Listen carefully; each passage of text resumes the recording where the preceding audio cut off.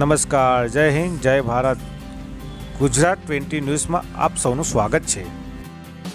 આજરોજ દાહોદ ઇસ્કોન પરિવાર દ્વારા જન્માષ્ટમી શોભાયાત્રા અંતર્ગત પત્રકાર પરિષદ યોજવામાં આવી, જેમાં દાહોદના પ્રિન્ટ અને ઇલેક્ટ્રિક મીડિયાના પત્રકારો ઉપસ્થિત રહ્યા. આ પત્રકાર પરિષદ ગોધરા રોડ જલારામ પેલેસની પાછળ ઇસ્કોન કેન્દ્ર ખાતે તારીખ 26 ઓગસ્ટ જન્માષ્ટમીના પર્વના દિવસે ઇસ્કોન દાહોદ દ્વારા દાહોદમાં ભગવાન રાધાકૃષ્ણ શોભાયાત્રાનું આયોજન કરવામાં આવ્યું છે, જેનું યાત્રા બપોર 4 વાગે અહીંથી નીકળશે અને ગોધરા રોડના મુખ્ય માર્ગ ગોધરા રોડ ચોક, દેસાઈવાડ, નીલકંઠેશ્વર મહાદેવ મંદિર પર વિસામો લેશે.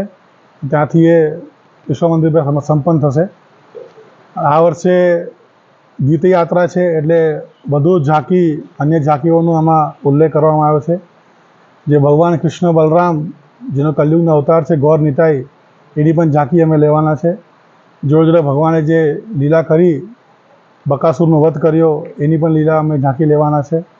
સાથે શ્રીનાથજીની પણ વિશાળ ઝાંકી આવશે અને એવી રીતે અન્ય કૃત્યો બી યાત્રામાં રહેશે.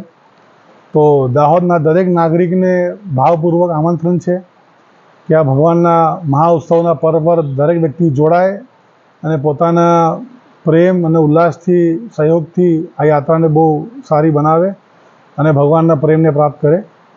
આગલે દિવસે 27 તારીખ સાંજના સમયે સૌ માટે અભિષેક અને ભંડારા પણ આયોજન રાખવામાં આવ્યો છે ઇસ્કોન દાહોદ કેન્દ્ર ઉપર.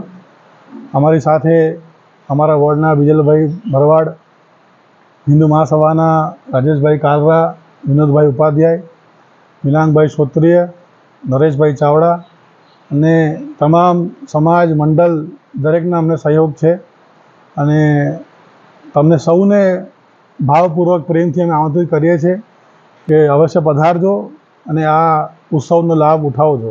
હરે કૃષ્ણ.